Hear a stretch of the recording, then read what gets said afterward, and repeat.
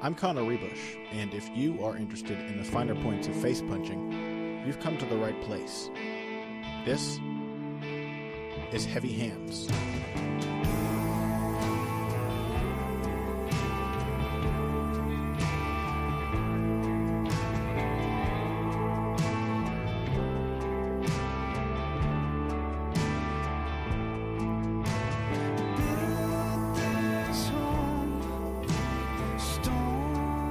Hello, welcome to Heavy Hands. I'm Connor Ruebusch, and I turned 27 on the 27th of August, just a couple days ago, which means I'm told... Dude, happy birthday. How did I not know that? Thank you. I'm told that this is supposed to be a magical year for me, 27 on the 27th.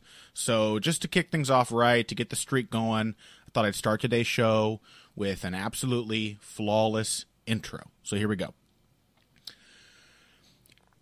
Hi, I'm Connor Ruebusch. Welcome to Heavy Hands. With me is Patrick Wyman. Mayweather McGregor's over. So that's a good way to start it, right? Day before my birthday, the fight happened. It was way better than I was expecting in terms of entertainment value. It was still aggressively meaningless. And now it's happened. It's done. And no longer do we have to stare into the sun and plead to know what it wants from us because the eclipse has ended. I still feel pretty eclipsed. But, yeah. No, I don't know, man. That was way not as bad as I thought it was going to be in practically every way. Yeah. Like as annoying as some parts of the lead up were, the fight itself turned out to be pretty fun. I thought there would be a lot of interest. I was blown away at how much interest there actually was. Like the sheer number of people who were asking about it, who were involved in it. Like, as much as it was a spectacle and kind of on some level of farce, the fact that it exposed so many more people to combat sports, I don't think is a bad thing in general. Yeah, I think it almost won the weekend at the box office just from people going to the theaters to see the fight. Like one weekend, like it had a better weekend than most movies in the Hollywood box office right now, which did kind of shock me, honestly. Like we were so beaten down, I think, and everyone in the fight analysis community, because there was a lot of nonsense going around in the lead up to this bout. And then, honestly, I don't think the lead up was as fun as it could have been. I think Phil McKenzie's idea was that maybe McGregor respects and admires Floyd Mayweather a little too much to really hate him, which I think is probably true. And I don't know. It just wasn't a ton of magnetism around this fight for us. So I was a little surprised at just how interested everyone was. Now, what we're going to be spending a good bit of the episode today talking about is related to the fact that surely millions of those people who watched did so because they thought Conor McGregor was going to knock Floyd Mayweather out. I'm almost relieved to know that the fervor was so strong, Pat, that even though I knew there was no reason to pick Conor McGregor, these people still had me feeling nervous, like not like I'm afraid of being wrong and picking a fight, because as we've said many times, it's not the reason we do this. We like to talk about the fights, and the pick is just kind of a cherry on top. But boy, I would not have been able to survive, I don't think, if Conor McGregor had won. And just to hear all of the comments and everything about people who knew he was going to win from the beginning, because of course they did. Of course it was obvious that Conor McGregor was going to win, but I will expect full and complete apologies from everybody calling us names in the comment section of our last episode on YouTube. You can send them in writing to blah blah blah blah blah blah blah address. Thank you for your consideration, you fucking assholes. So the thing is the after the fight, now's the time, I think, where it's easier for you and I to discuss it, because the interest leading up to a fight was not the same as we usually experience. After the fact, we can talk about a lot of the misconceptions leading into it, and I think this gives us a pretty good opportunity to kind of part the veil of boxing technique and boxing strategy, and the difference between a game like McGregor's and somebody like Floyd Mayweather's, the difference between an MMA game in general and a boxing game, and many of the misconceptions that were surrounding this fight. So how do we want to kick off this discussion? So I want to start with one basic kind of precept, because this is something that really bothered me in the lead up to the fight, and it's something that continues to bother me kind of afterwards, is what you get from watching a lot of boxing or MMA, either sport or both, is an appreciation for the fact that there is no one boxing approach and there is no one MMA approach. Like if you're an MMA fan and you're watching and you're listening to this show because you're an MMA fan, you are aware of the fact that somebody like Tony Ferguson fights very differently than somebody like Conor McGregor, fights very differently than somebody like Khabib, fights very differently than somebody like Edson Barboza. There is no one MMA approach. Like maybe you're able to draw out a couple of commonalities that the sport, the kind of broad context of the sport imposes on them, but you're aware of how different each of those fighters is from each other. In boxing, because the sport is based around using your fists, I think there's a perception that, well, all boxing must be the same. And because there are widely agreed upon best practices and fundamentals that every boxer needs to know how to do, there's a conception that the sport itself is homogenous. And that's not true. Boxing contains within it a tremendous amount of diversity in style, approach, strategy, technique, output. And the really annoying thing from my perspective, even from some people who consider themselves analysts, is the extent to which they just papered over that, and they thought that anything that looked even slightly out of the ordinary from what they were expecting must have been a disruption or an innovation or something like this. And it's like, no, man, like different boxers do different things. There's a lot of diversity in boxing, and we saw a little bit of that diversity on display.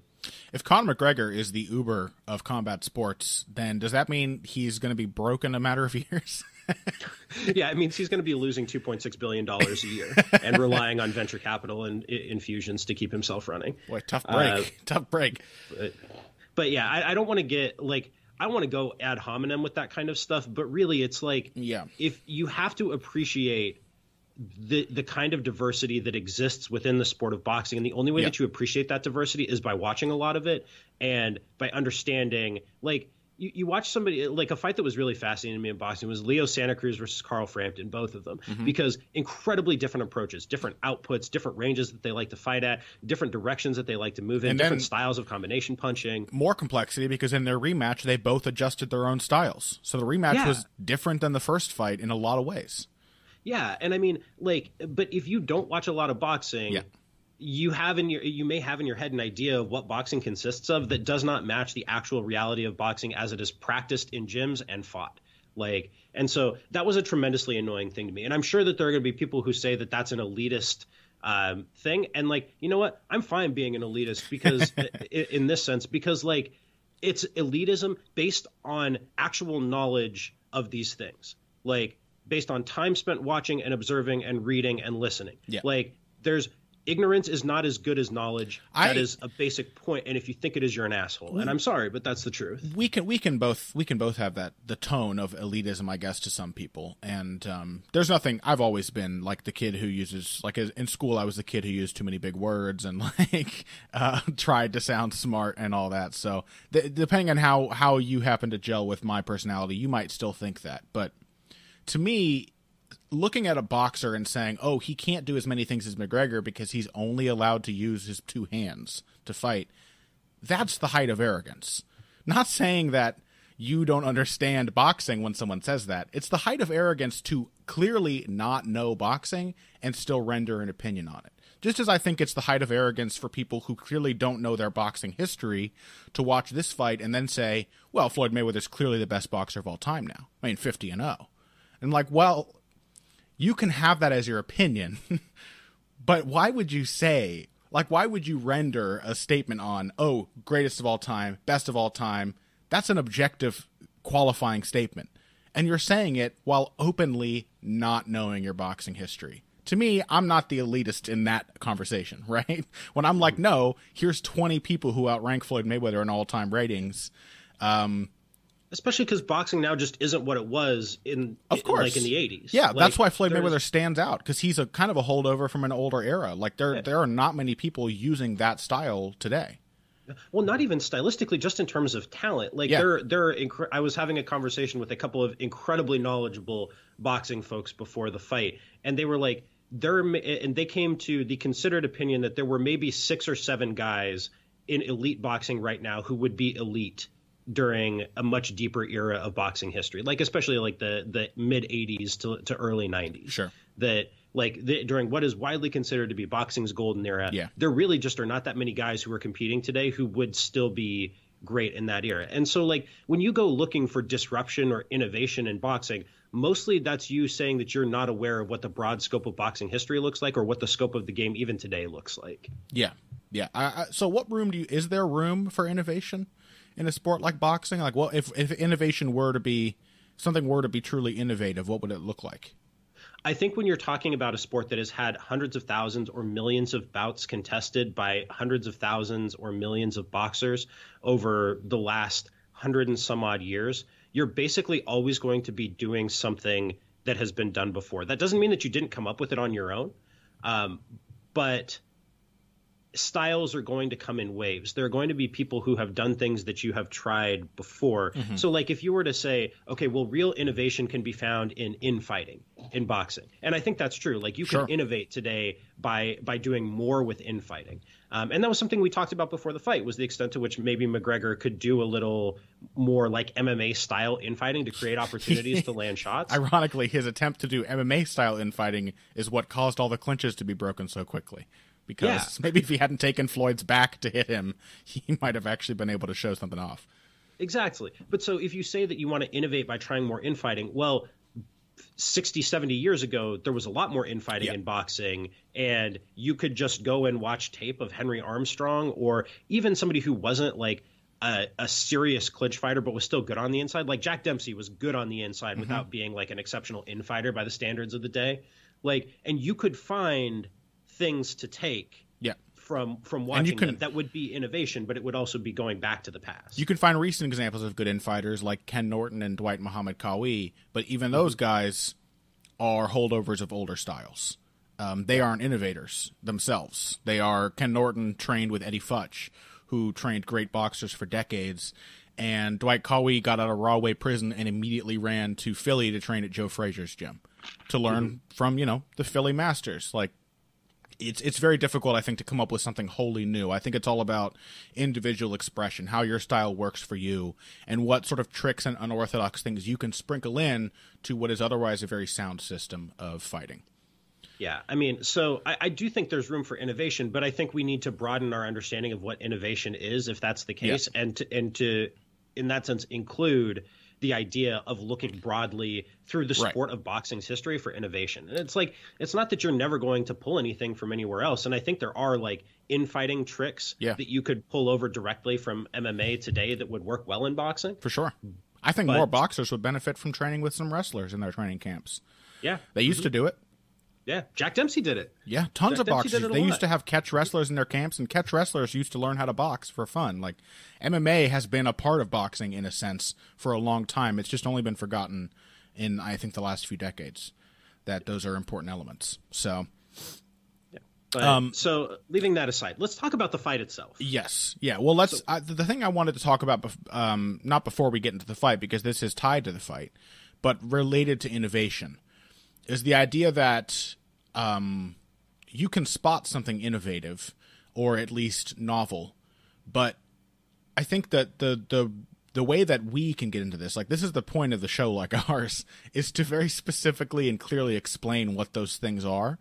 And so one of the most difficult things to talk to people about and lead up to this fight was countering all of these claims about the innovation of someone like Conor McGregor. Is he's unorthodox. He's going to use different angles, different ranges. His timing is going to be weird. And I always wanted to ask people, if he's going to use angles to win, angles that Floyd's never seen, what angle? If he's going to use timing, what's he going to time that Floyd hasn't had timed before? What are the specifics that make Conor McGregor a new and unpredictable opponent for Floyd Mayweather? And I was relieved to see in the fight itself, it turns out that there really aren't any. McGregor just made a pretty good account of himself. He acquitted himself well as a guy who's never boxed, very well, I would say, but just looked like a slightly worse boxer than the guy he was fighting. And there was nothing there that was like so revolutionary that Mayweather couldn't pick up on it. There was one moment we were talking about before we began recording, Pat, when Floyd was doing like his kind of shifts to the side. He was kind of trying to do like a high-speed Jersey Joe cakewalk kind of move. He would switch his feet, cut to the side, and come back with his left hand. And that's a big flashy move. It looks complicated. If you Even though I've seen that in boxing, if you didn't know better, you might say, oh, that's an MMA thing. That's innovative for this sport. And I think it maybe worked once. And then in about round 8, Mayweather saw the step coming, did a very simple, very efficient pivot, and met McGregor where he was headed with the right hand. Like, he knew exactly where he was going to end up, and he met him with the right hand, beat him to the angle.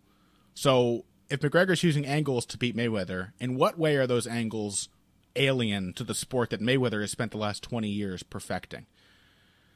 They're not, right? Yeah, I mean, the answer was really that they weren't. If you were looking for innovative things, I suppose let's get this out of the way before we continue. Like, the stance switching was sharp. But there are also boxers who do that. And one of the things that I thought was interesting, or that I thought was actually funny, was so McGregor has done all this stance switching. And then in, I think it was the 8th round, it was the 7th or the 8th round, Mayweather hits him with a stance switching right hand. And it's like, that's that's a thing that Mayweather does too. Mayweather will step forward into southpaw as he's finishing a right hand. Like, that's also in boxing. Yeah, that's the thing. People forgot Mayweather has never been so precious about flawless technique that he won't do unorthodox things too. He loves breaking rules when he knows he can get away with it. He loves to surprise you by giving you something that doesn't seem like it's in the textbook. So, again, it's a lot of fluff, this idea that there are mysterious elements to MMA striking that work in a boxing ring in a way that boxers could not be prepared for. Mean, it's bullshit. I can't like. Well, okay. I mean, I don't mean in the sense that.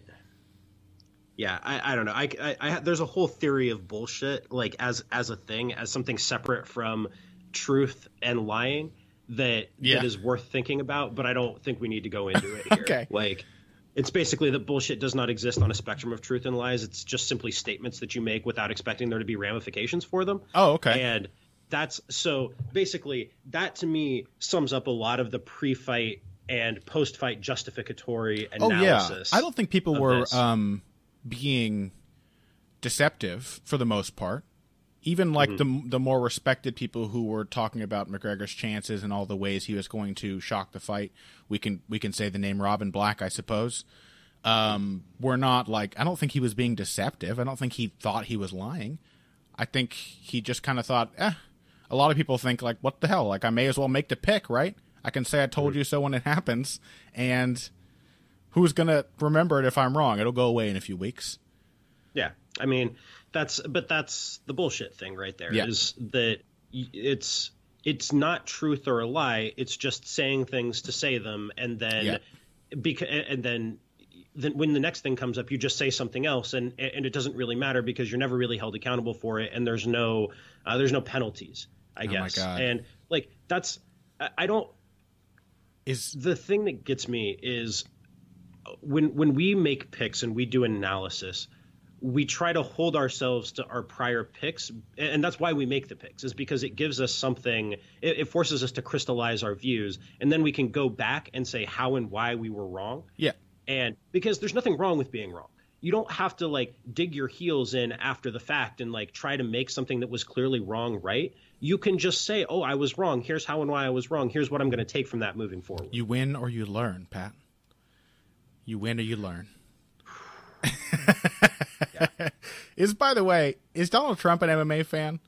Because Donald Trump is a fan of anything big and flashy. So I was just wondering, like, you say things, you expect there to be no consequences, and then you just say another thing and move on. Is that the MMA fan ethos? Because that sounds familiar. Well, no, it's like the theory of bullshit is something that applies really widely. Yeah, of course. There was a book on this that's really fantastic that I recommend. I think it's called On Bullshit, but it's worth a read. It helps to explain a great many things.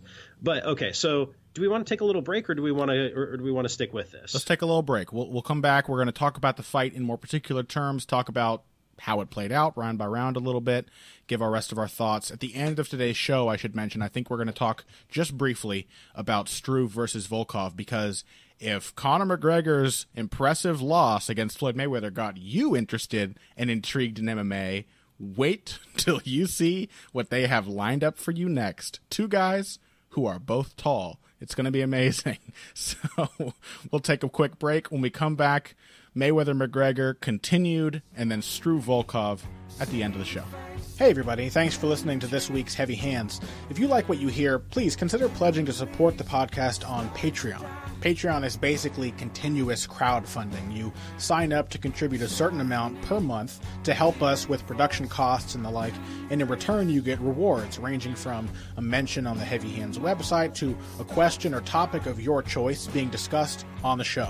We have a lot more in the works to reward you for your help, and we appreciate every contribution. No amount is too small. Just head over to patreon.com and find how you can help out, the only show dedicated to the finer points of face punching. Now let's get back to it. And we are back. Let's continue talking about Mayweather-McGregor. The fight itself. Did you have any thoughts you wanted to share on like how it actually played out in the ring, Pat? Yeah, so I thought it was really, really intriguing, actually. And I think McGregor deserves a lot of credit for improving his fundamental skills, especially his footwork. I thought his footwork looked, by any standard, pretty goddamn good in this fight. He was doing a great job of stepping around, of stepping to angles. Oh, yeah. They're boxing angles, but he did a great job of stepping to angles. Those are the angles he uses in MMA, too. So that's the point. He has pretty good boxing angles. Yeah, so there was one sequence in particular that really stood out to me, and that was in, I think it was the 7th or the 8th, when he managed to bait Floyd into coming forward with a right hand, and then McGregor turns, pivots, steps around, and hits him with a gorgeous right hook over the top, and then a left hand. They were some of the cleanest punches he landed in the fight, but it was just an absolutely gorgeous sequence. I thought he genuinely did a good job with that. I thought he did a good job of trying to push a pace early in the fight. And when he got opportunities to counter, I thought he did a pretty dang good job. Like on the rewatch, my impression was that his leading and his combination punching was not as impressive as I thought watching live, because most of those shots were not landing. And his countering was much better than I thought it was. I went back and I watched everything on slow motion and really tried to pick it apart. And his counters were way better than I'd realized. They were harder to see, but his leading was not as good. Yeah, the commentators were pointing that out. A few boxing people were pointing it out. It made me happy to see, because I've been a fan of both MMA and boxing for a long time, and I really love both. And so it always really especially sucks for me. It particularly sucks for me when to hear the two sports, the fans of the two sports, like battling each other over which is superior, as if it even matters. But I was hoping that the counterpunching in particular might have given at least some of the less dogmatic boxing heads a little pause, and at least given them a reason to reassess their stance that McGregor was a bum. Because the idea that McGregor was, as we've said a few times and on various formats, I'm sure, in a lead up to this, McGregor is a good boxer, and that's why he's good at MMA, because he augments a good boxing game with everything else you need to be a good MMA fighter. And he went in there, it was his debut, all of the subtleties, the nuances, the control elements that we talked about being X factors here, he didn't have those, and I never expected him to. But boxing technique, timing, and tactical thinking, he had those things. He could see his openings. He could jump on them. I think that ended up being his downfall, as I think it may always end up being Conor McGregor's downfall. At this point, I'm not sure if his eagerness will ever not be an Achilles heel, because we recall how hard McGregor's corner had to shout at him and struggle with him mentally and emotionally to prevent him from jumping on Nate Diaz after knocking him down in their rematch. That's his instinct, is to see an opening and take it. And the big difference in this fight was not that McGregor was totally technically outclassed, especially early he was not. The big difference is, like we said, that Mayweather is willing to let someone throw and miss or even land while conserving his energy to take later rounds. And that is simply not a strategy you see very often at all in the context of MMA. Yeah, you can count on one hand the number of fighters who really know how to do that and are comfortable doing it. Robbie Lawler, I think, is maybe the best example. Yeah, but even the ones who know how to do it, I think the sport just kind of prevents it. Like, thinking about this makes me a little sad, because I do love great strategic fighting, but you have 3 or 5 rounds. If you drop one round on purpose, even in a championship fight, you can only afford to lose one more. Whereas Mayweather could comfortably and confidently give away arguably the first 3 and have no reason to think he couldn't still win the fight. Yeah, no, that's a really good point. I think there really are not that many examples of it. I think Max Holloway in his fight with Jose Aldo was happy to give away the first round. I think that Aldo himself has been happy to do it at times. But there really are not many examples. That's a good point. And even if McGregor had those instincts, I think, like you point out, the way that he plays the game does not lend itself to that. Right. His response when he gets frustrated is not to take a step back, figure out what's happening, necessarily to get his gas back, and to try to figure things out, which is what he struggled so hard to do and did in the second Diaz fight. Like, that's what was so impressive about that 4th round, when he just stuck and moved and stayed out of the firefight long enough to win a round that won him the fight. Like, his instinct is to step in and throw. And I was really, really struck by the similarities between what he did in the 8th and the 9th round of this fight to what he did in the 2nd round of the first Nate Diaz fight. So it looked exactly the same. He works himself into the pocket, which is not the range where he generates power well. It's not really where he's doing what he wants to be doing.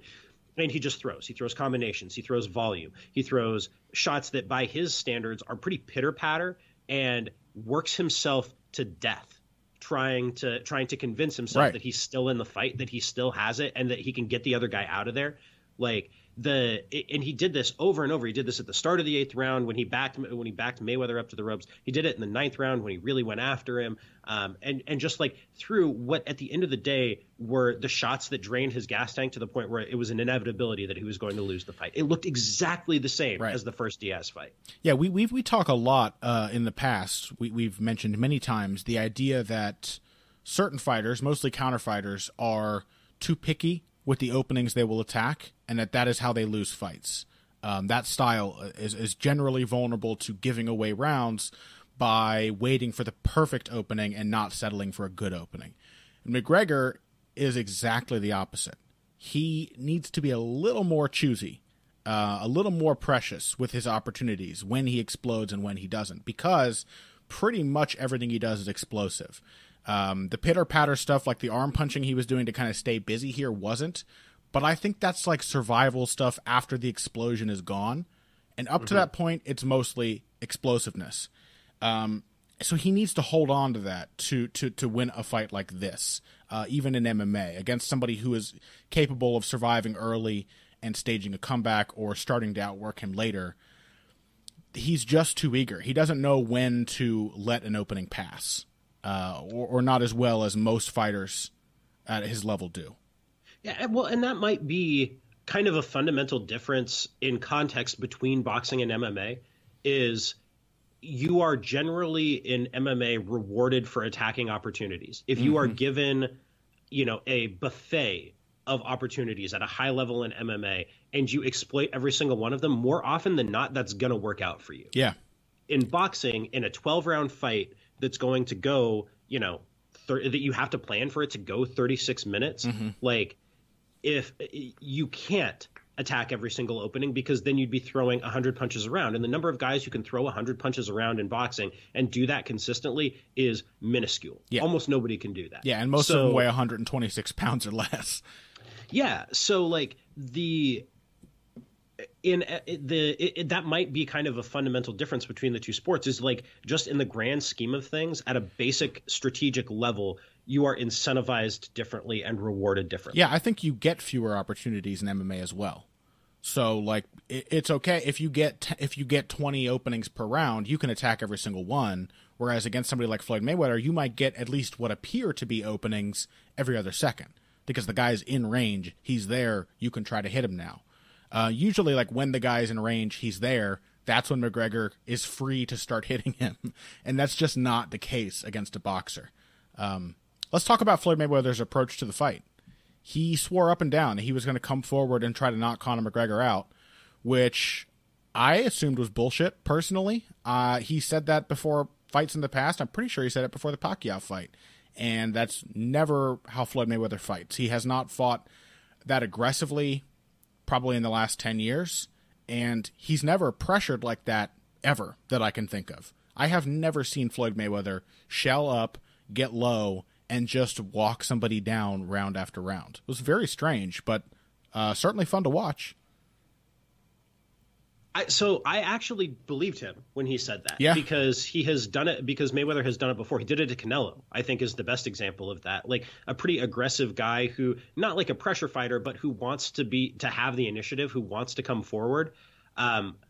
Mayweather was happy to take the wind out of his sails, to take the starch out of him early by coming after him. But he did it early in that fight. He didn't turn up the aggression as the fight went on. Right. After he made his mark and won those rounds, he was happy to kind of slip back into his normal approach to things. Mm-hmm. And maybe the real difference is in how how that affects somebody like Canelo versus how it affects someone like McGregor. Yeah. Yeah, that's true. It took a big toll on McGregor when Mayweather just decided to keep pressuring no matter what, whereas Canelo was able to blunt that a little bit and survive, certainly till the 12th round. Well, that's because of the skill stuff that we talked about earlier and the mentality stuff that we talked about earlier. Like, McGregor is a skilled enough boxer that when somebody comes after him, in brief bursts, he can stick and move. That's what he did to Diaz in the second fight. Mm-hmm. He when Eddie Alvarez tried to pressure him, McGregor could stick and move and be fine with that. Like, it's a skill that he's gotten better at. He has become a better boxer in the outfighting sense of the term over the last couple of years. But excuse me.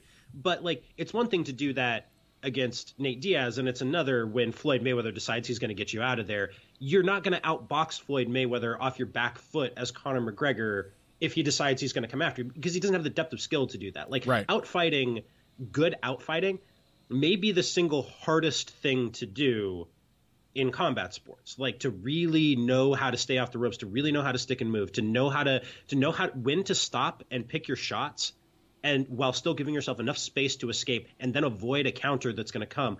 That is really, really, really, really hard to do. And McGregor just does not have the depth of skill to do that against Floyd Mayweather. Not for a long time. Once Mayweather figured that out, like, that was the fight. Yeah, so the thing is like, Floyd's not a great pressure fighter. I think we saw that in this fight as well. That's not the thing he's best at all, which is, of course, why he's not been doing it most of his career or for any part of his career. He didn't cut off the cage very well. Some credit has to be given to McGregor's footwork, but Floyd didn't really seem to make an effort to cut off the cage. He was mostly coming straight at Conor. Even when he was succeeding in hitting him, he was kind of chasing him and just lunging and showing off good timing and good sense of distance more than he was like good fundamental pressure fighting technique. But I take that as a bit of a gambit. I take it as a very intelligent gambit. That Floyd Mayweather maybe came into this fight thinking, maybe I'm missing a lot of my speed from when I was younger, some of my fluidity, maybe my legs aren't quite as good, and this guy's obviously way bigger. I know he hits hard, and he's going to have opportunities early. And so perhaps, rather than trying to fight the way I would normally fight against someone who is, in some ways, a little more unpredictable and dangerous than other opponents, I'm just going to do the safest thing possible, which is what Mayweather's always done. And in this case, the safest thing possible was to keep McGregor backing up as often as he could. Never let him set his feet, keep the hands up, and just keep him backing up. Yeah, absolutely. And there were a couple of things that played into that. So when people cite that McGregor hit Mayweather more times than Canelo did and more times than Pacquiao did, that's because Mayweather came after him. Yeah. Because Mayweather put himself in a position where he could be hit. But not all shots are created equal. Yeah. This is a really important thing to bear in mind when you're thinking about that statistic. When you hear people citing that statistic, Mayweather's big adjustment was that he figured out the range, and he figured out that there was a particular range from which McGregor could counter him that it was gonna hurt him. The counter uppercut that McGregor landed in the first round was one of the best punches anybody has hit Floyd with in years.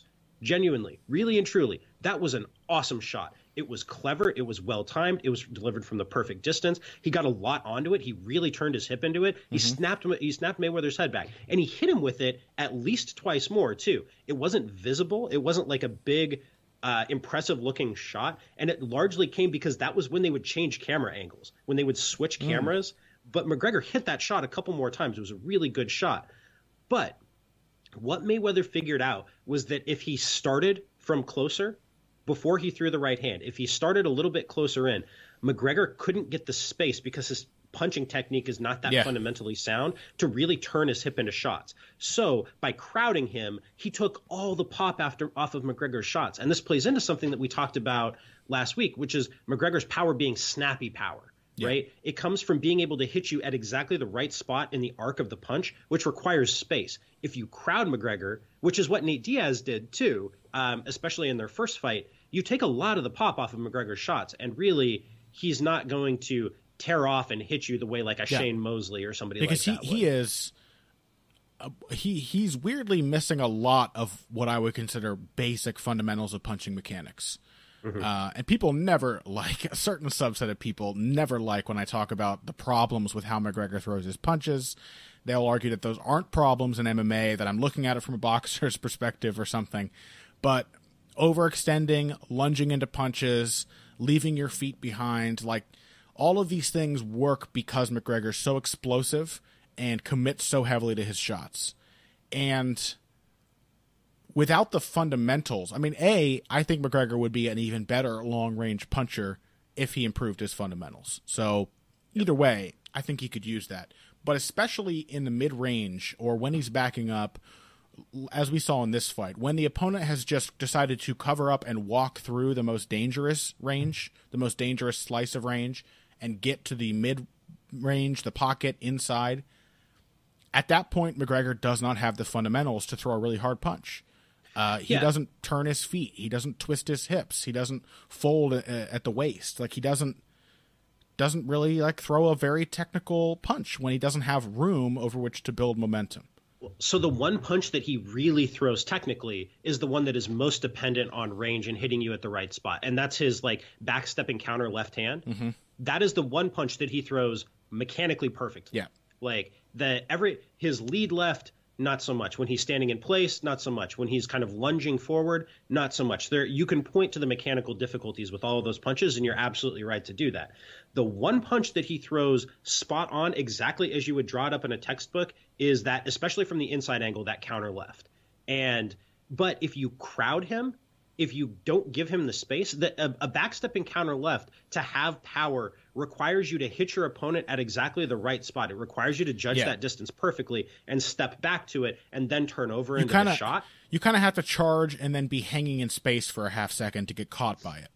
You know what I mean? Like McGregor has to evade you, and you have to, if you are adjusting immediately to his angle for the hop step, you take away the counter.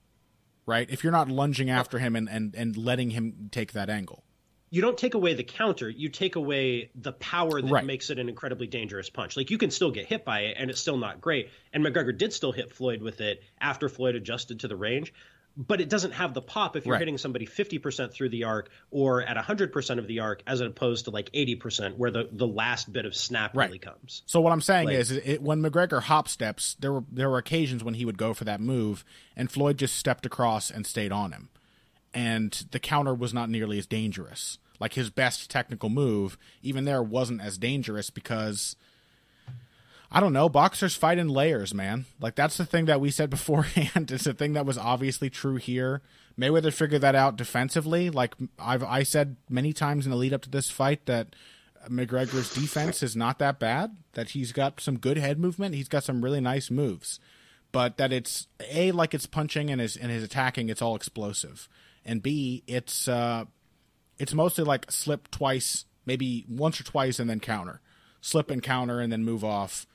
Making McGregor slip 4 punches in a row, A, he's not going to get off the counter, and B, he's going to get hit by the last 2, at least. Well, so I think it's with McGregor, it's interesting to draw a distinction here between a fighter who has some good defensive moves and a good defensive fighter. Like, I think McGregor has really good defensive moves, especially that he can connect to his offense and employ really well. And so we've seen that in his last few fights. We saw some really nice slips and returns against Alvarez. We saw some nice slips and returns here. We saw, I thought, some really good ones against Diaz the second time where he would roll under shots and then counter. Like, those are good defensive moves. You can have good defensive moves and not have those add up to being a good defensive fighter. Right. Like, And McGregor, because he doesn't layer his defense, because he doesn't layer together parries and head movements and blocks, because it doesn't all flow together into a seamless defensive whole, like the way that somebody's like Jose Aldo's does, right? Like, I think there's a reason we talk about Aldo as such a great defensive fighter, and that's why. Or Anderson Silva had a really layered kind of defensive game. Robbie Lawler has a fantastically layered defensive game. Like, no individual move that Robbie Lawler does is like eye-popping, you know, but it's very difficult to hit him cleanly with a lot of shots, even if you're throwing good, clean, technical shots at him. Which sounds a lot more like Floyd Mayweather than it does like Conor McGregor. Yeah, no individual move that Floyd Mayweather does is like, oh my God, you're just sitting there salivating at the brilliance of that one move. Oh my God, he parried it, you know, like it's not like an amazing display of brilliance.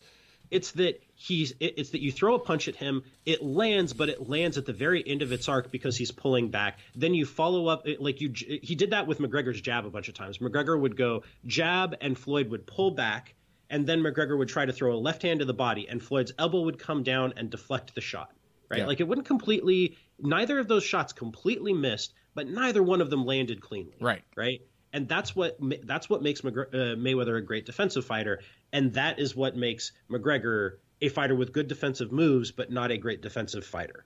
I think that's a great point, and I think the other thing too, like people who listened to me made the mistake of listening to me before this fight, and all of my just blasé disinterest. They're probably very sick of me saying the word system, but I think a lot of that, not only some of it. A and B. I've been saying A and B a lot this episode.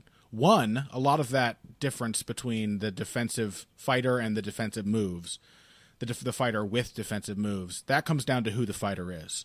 Like, not everyone's going to be able to be a Floyd Mayweather. Not everyone has his eyes, his perception, his patience. There are many fighters who have all the same defensive skills as Mayweather, but would never stand on the ropes and let the other guy throw 10 punches in a row because they're just not a defensive fighter. But the other difference, I think, is a systematic approach to defense, one that may not really even be possible in MMA in the way that it is in boxing. But the thing is that when Mayweather evades a punch, there's no guessing about what the next 2 or 3 options are after that move. When you slip, then you can roll under, then you can shoulder roll, or then you can come back to block the left hook or parry the jab. Like, all those moves fit in, because each defensive movement takes weight from one side to the other, or it turns the shoulders, or it turns the hips, or it moves the feet. It puts you in a position to do something else. Everything fits together perfectly. And Conor McGregor's obviously doesn't have that, because when Mayweather would throw a punch, the big difference is that McGregor, in defending, he might have a really nice defense. He might see it coming. He might slip it or pull out of the way, but very quickly after doing that, he's out of position to do something similar again. Right? It's consecutive defensive moves that he doesn't have, because it's too improvised. It's too much like, I see it, I'm good at seeing things, now I've evaded it. Well, you have to evade it in such a way that you can evade the next thing with equal ease, with equal efficiency.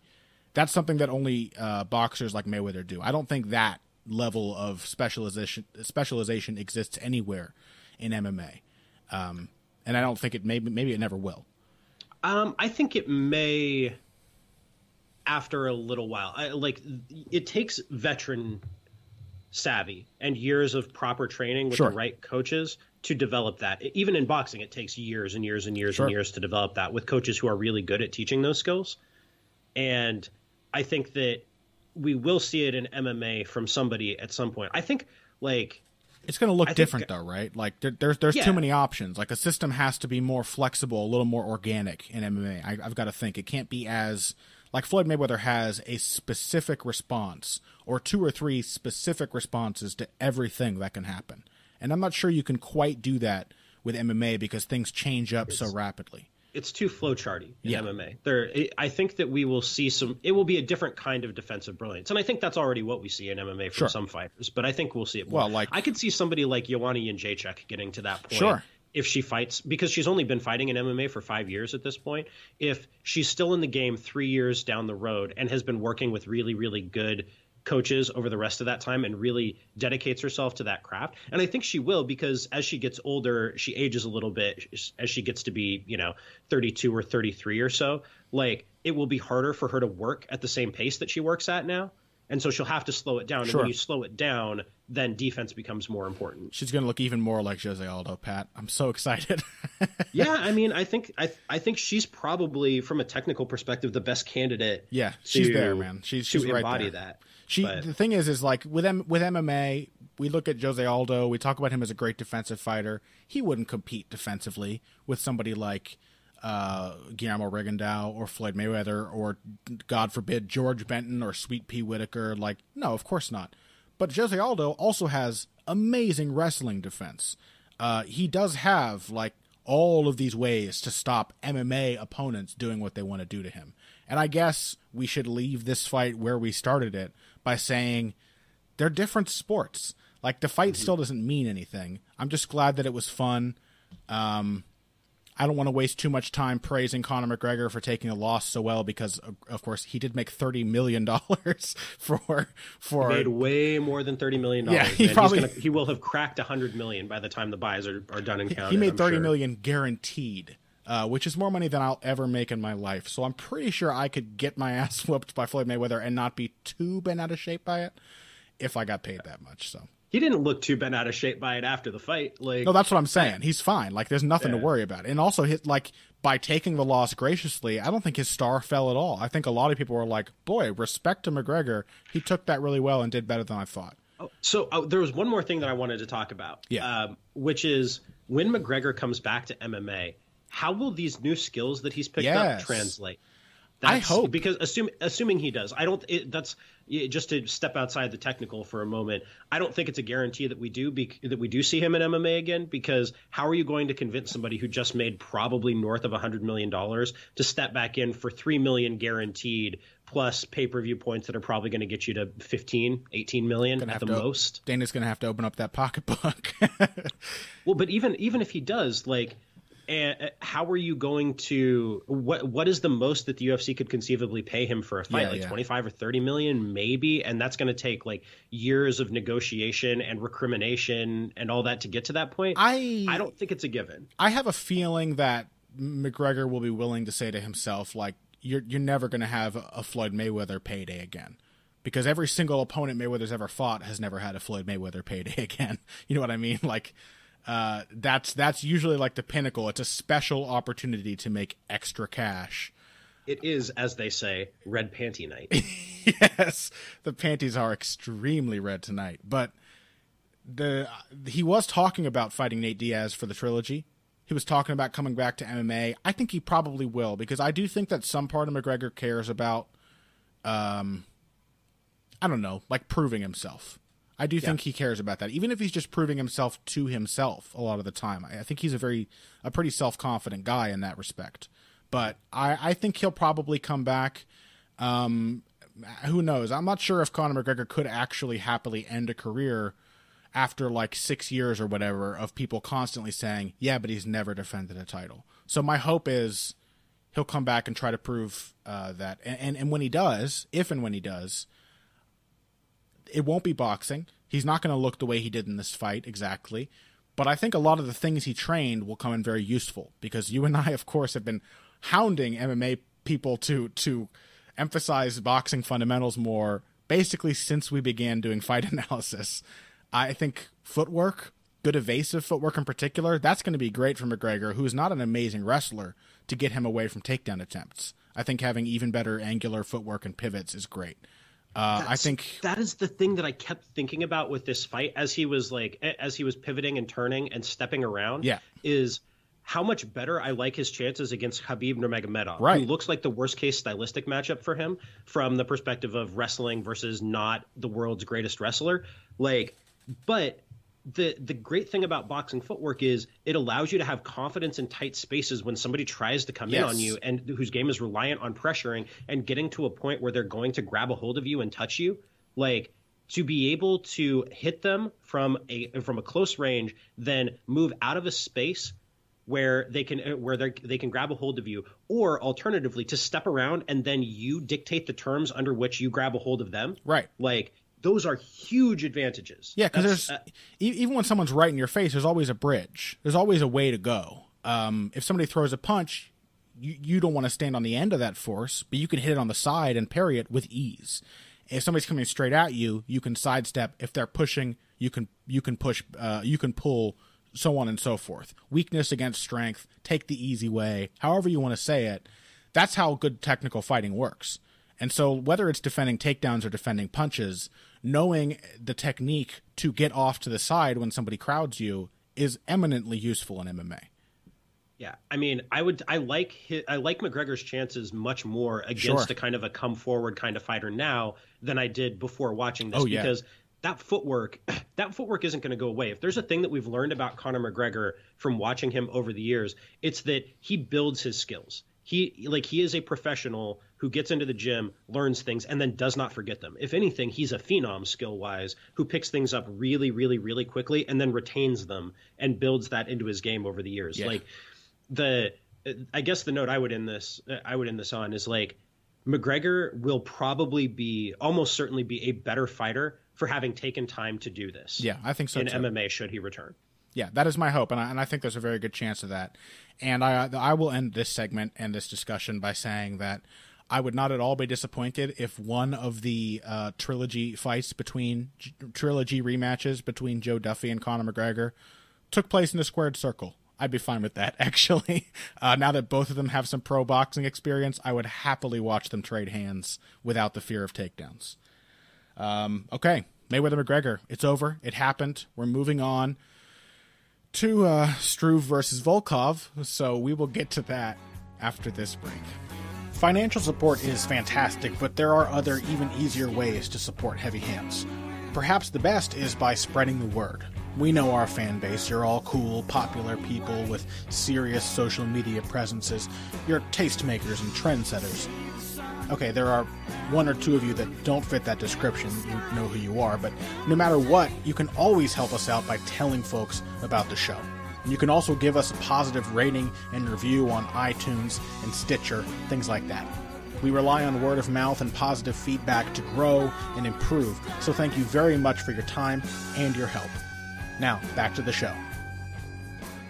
All right, so we've officially decided to stop trying on Heavy Hands now that Mayweather McGregor's over. We're never going to have another big event like that again, and so without any sense of structure, we're just going to run through Volkov versus Struve, a.k.a.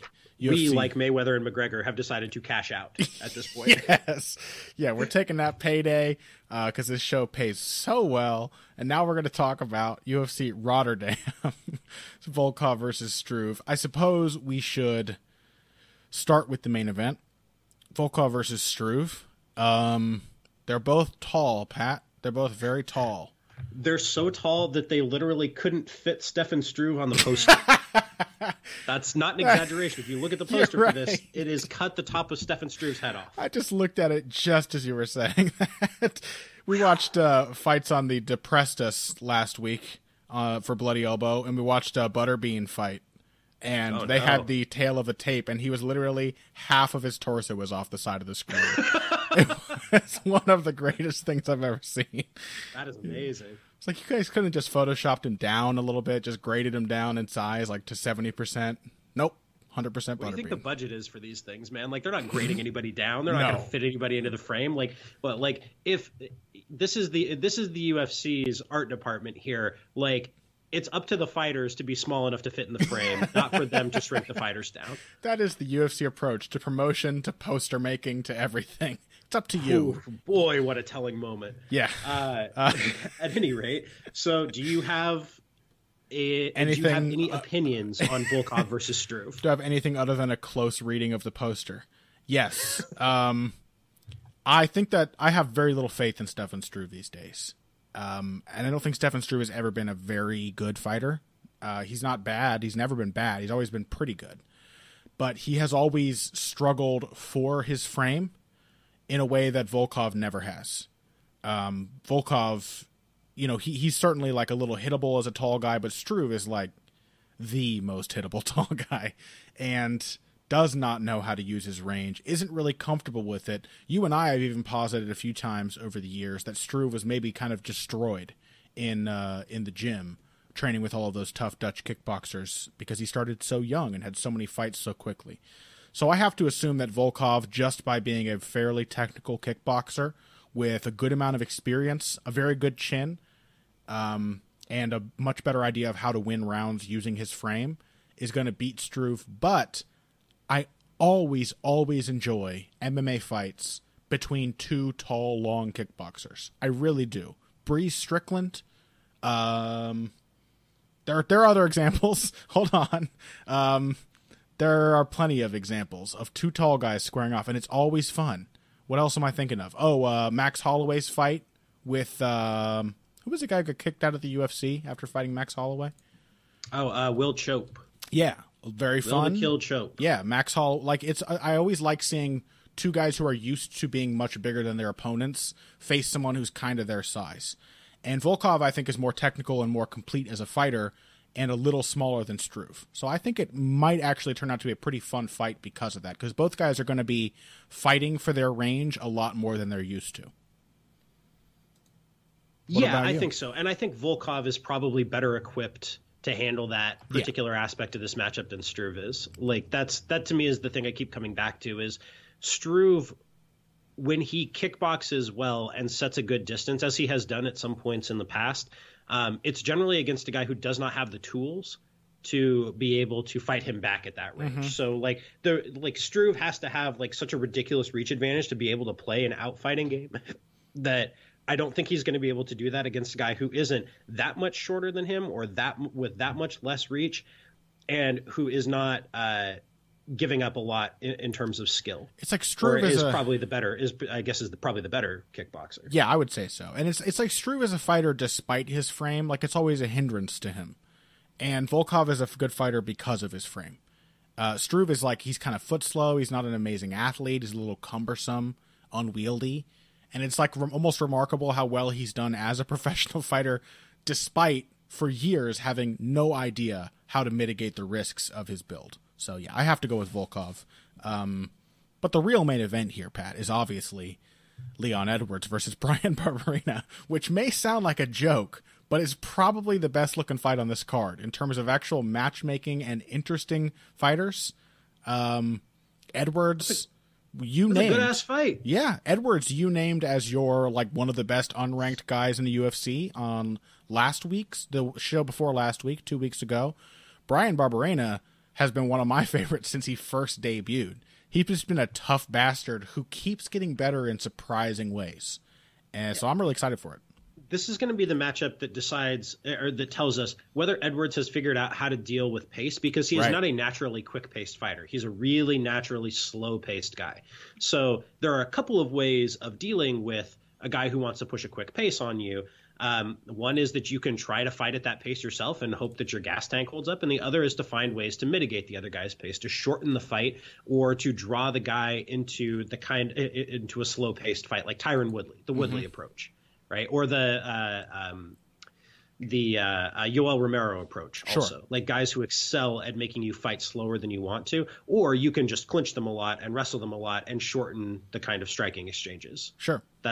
So that's really what I'm looking for here. I think Edwards will find a combination of ways to do that. I think his counterpunching is going to be a big tool for him because Barberena gets wild as he comes in, as he tries to close the distance and he tries to work that pace. He gives you chances. So Edwards, I think, is going to make use of that. I think Edwards is also athletic enough and strong enough and should have a size advantage that he could be able to wrestle Barberena a little bit. I'm going to be real curious to see what happens in the clinch here because Barberena is nastier and probably more technically skilled on the inside, but Edwards is bigger, stronger, and way more athletic in that range. So I'll be really curious to see what happens. Barberena also not a real outstanding defensive wrestler. He's a decent defensive wrestler, but not a great one. He's certainly more comfortable dealing with that, I think, than someone like Albert Tumenov. Like once you get him down, it doesn't break him. He doesn't start freaking out. He can scramble well. He's got a submission game. And tends to get back to his feet fairly well.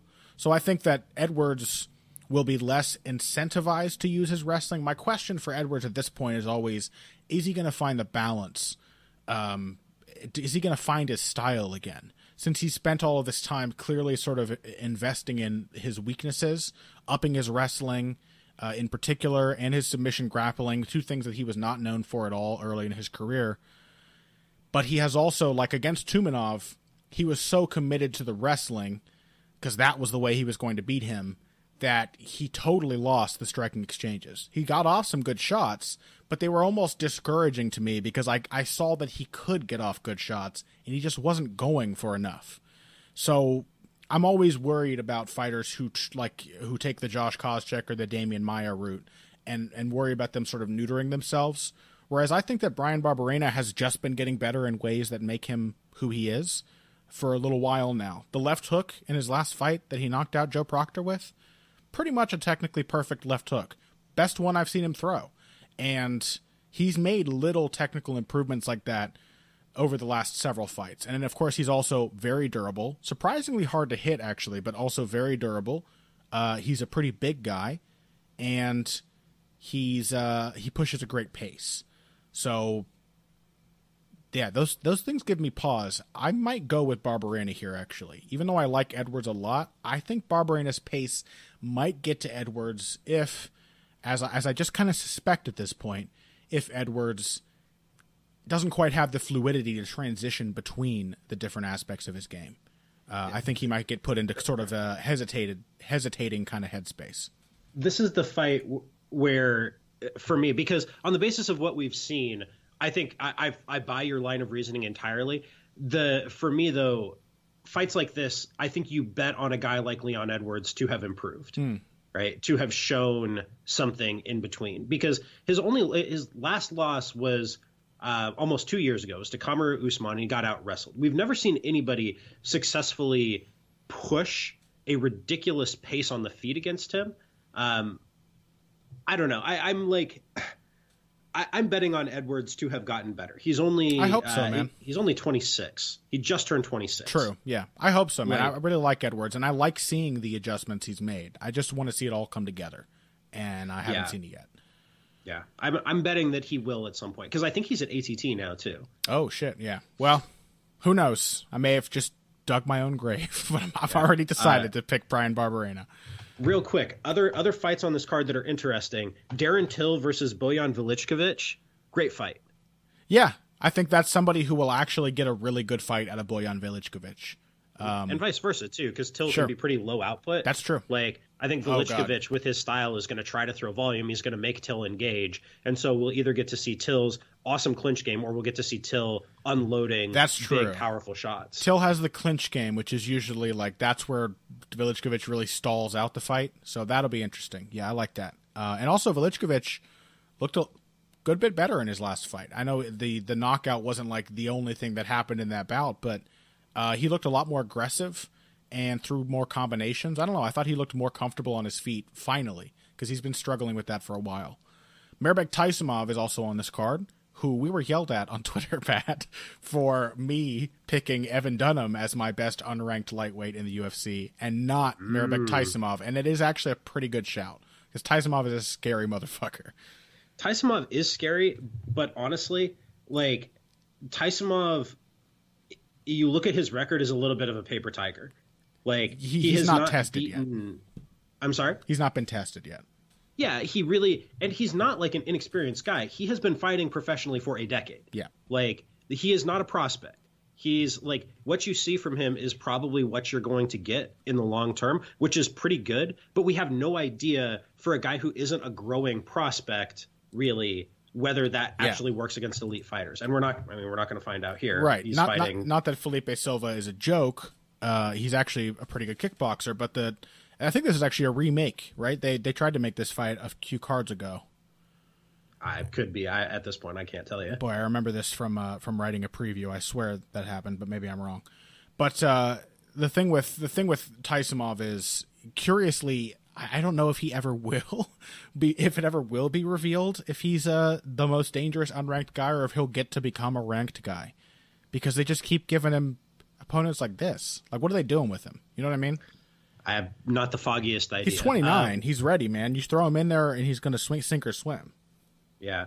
I mean, one more guy I want to talk about on this card, Zabit Magomedsharipov, somebody we talked about in the past, really, really, really talented prospect out of the North Caucasus, really long, lanky guy for featherweight. He was supposed to fight Nick Hine. He's fighting a late replacement. I honestly don't know anything about the late replacement, but Magomedsharipov is a real talented dude, and I think he's going to end up being pretty dang good. Yeah, absolutely. We talked about him on our best prospects, our best prospects episode a few weeks ago now. So I'm excited for that debut as well, even if it's not the fight that we expected. Viewing tip for this card, if you're watching it, watch until if the main card starts at 10 or 9. Oh, is this an afternoon card? I would assume so because I think it is. All right, then there's no problem. But if you got to miss some of these fights, just miss the last 3. Honestly, the prelims and the first main card fight are the most interesting and important ones from my perspective. So you could probably skip some of the other ones. Probably. Yeah. Thank you guys for joining us. We hope you didn't skip this episode. And if you did, I guess none of us will ever know. We appreciate you, those of you that did show up, being here to join us in this new post-Mayweather-McGregor world. It's a strange place, but we'll figure it out together. Before we wrap up, Pat, you have some things coming out this week, I trust? Not too much. I'm doing a post-fight piece on Mayweather-McGregor for Deadspin that I'm currently working on. What else am I doing? Shit. Otherwise, I think I'm just doing research for next Tides of History stuff. I had an episode out now. If you haven't heard it, check it out. An interview with Mike Duncan, who did the History of Rome podcast. He does the Revolutions podcast right now. Fantastic history podcaster, an interesting guy. Check that out. Otherwise, not this week, but I think next week I will have an episode coming out on war in the early modern period, on the transformation of war. I'm really excited about these. These were some of my favorite episodes to write, so I hope you guys enjoy them. Can write about some tercios, some pike blocks. This is the part of the show where I try to impress all of our readers by trying to impress Pat with my history knowledge. So I know one term about pike warfare, so I'm in.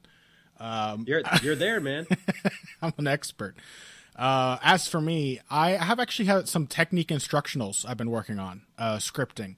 Just for I'm not a trainer or a coach, people know, and I would never have the arrogance to say that I should be training a fighter or that I can turn you into a fighter.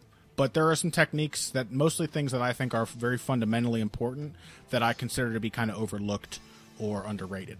So I want to do some short videos. Those should be coming out soon. First one's going to be a little footwork one, a move that I call the Cuban step. So we'll look at that. Hopefully this week I'll be able to put that out. Other than that, I don't know. I'm just going to figure it out as it comes as to what I'm writing. It's all about staying interested, Pat. That's what I'm trying to do now. What captivates me? What interests me? It's not Mayweather-McGregor. I'm over that now. So now I can just find interesting things. So there you go, dude. Keep an eye out for interesting things in the coming weeks. Otherwise, we will catch you guys next week. Thank you for joining us. Find us on social media. Pat is at Patrick_Wyman. I am at BoxingBush, BUSCH, both of those on Twitter, of course. You can also find Pat on Facebook, right? Facebook.com/PatrickWymanMMA. Likewise, my page is Facebook.com/ConnorRuebush MMA. And I will let you figure out how to spell the whole last name. If you guys came here today for the finer points of face punching, you came to the right place. This has been Heavy Hands.